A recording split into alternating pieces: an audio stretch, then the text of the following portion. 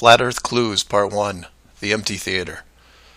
This is part of a series of clues that can help you get your head around both the design of the flat Earth system we live in and who has been involved in the deception to hide it from you. The clue you have to look at is built upon another conspiracy that has been around for decades, namely the space program. Most of those watching this are aware of the varying theories revolving around NASA. The Apollo program, the Space Shuttle, the International Space Station, and so on. The clue itself isn't based on one of these highly debated topics, but the lack of one, more specifically, motion pictures based on actual events. This, like others in the series, is something you can check out for yourself.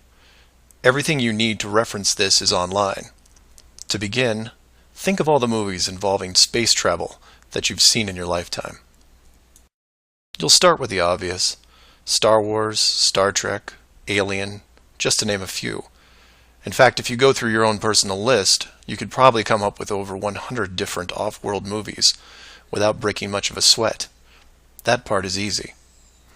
For the second group, try to come up with space movies that aren't fantasy-based. You'll get a list that has Red Planet, Gravity, Mission to Mars, 2001, things like that. These films will usually take on a not-so-distant future theme, and where we could be down the road.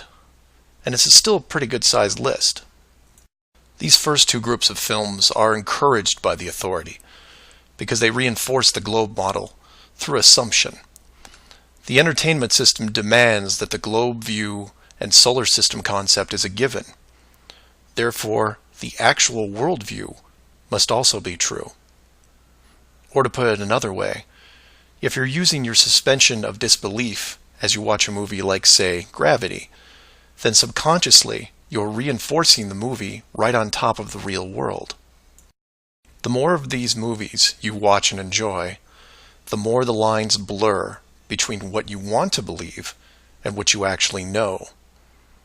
Watch enough movies about Mars, and you will be less astonished when NASA announces an actual mission to Mars.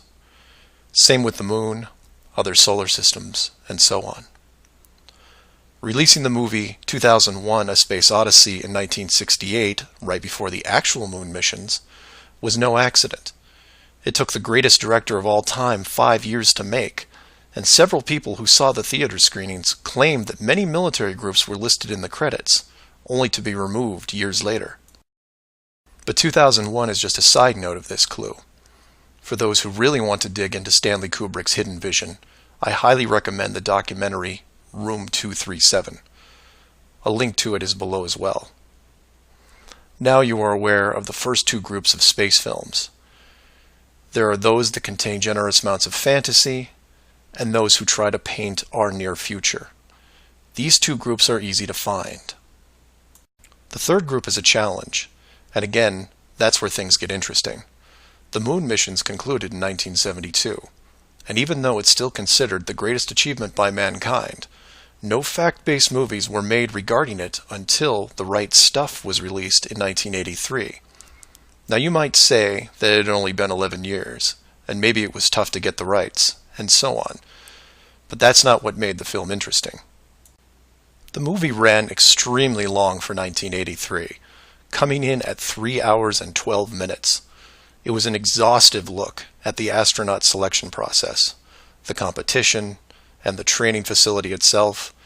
But when the credits rolled 3 hours later, chronologically, they had only gotten to the low Earth orbit missions. Just for fun, Google The Right Stuff movie and see how many spacecraft you can find. It won 4 Academy Awards and did a great job at the box office, but the Apollo missions were never touched. The only other major motion picture that involved the actual Moon program was Apollo 13 in 1995, a full 12 years later. Apollo 13 only covered a single moon orbit and no landing or close-up reference to the previous missions below them. And after 1995, that was it. Nothing. Hollywood is known for leaving no stone unturned, with reboots and sequels to nearly everything. Yet in almost 60 years, There has never been a single moon mission movie based on actual events. Hundreds of science fiction films reference in it. Everything from Superman to the Transformers. But literally nothing that covers the moon's surface. 6 complete moon missions involving multiple vehicles, moon buggies, playing golf, and no one wants to touch it. Now, to be fair, there was a TV miniseries in 1998 covering the subject. It was produced by Tom Hanks, who got involved after starring in Apollo 13. There has been no professional production of any kind since then. Again, just for fun, Google From Earth to the Moon TV series and see what you find. The why is easy, and the clue revealed. If Hollywood makes a movie about the moon landings, and it's indistinguishable from the real thing, then how do you know which is real? It raises some subtle questions involving stage technique and how long they've been in place. If Hollywood could fake it now, then when did they first have the ability? There is one other movie which stands out, and I mention it because I can't believe it ever got made, is Capricorn 1. The film's plot involved the faking of a Mars mission and how it could be accomplished. In short, it's part of the Conspiracy World Bible. I highly recommend it, and the link is below. To summarize, all space movies are encouraged by the authority, except for the ones that are based on actual accounts. Those are not allowed. The moon program has been buried in entertainment because the moon cannot be reached. It's either outside the barrier or just a highly rendered image, like any planet you see when entering a video game. The world is flat, and this is just one clue. So do some of your own research and ask questions. Please feel free to email me at msargent23@comcast.net or 303-494-6631.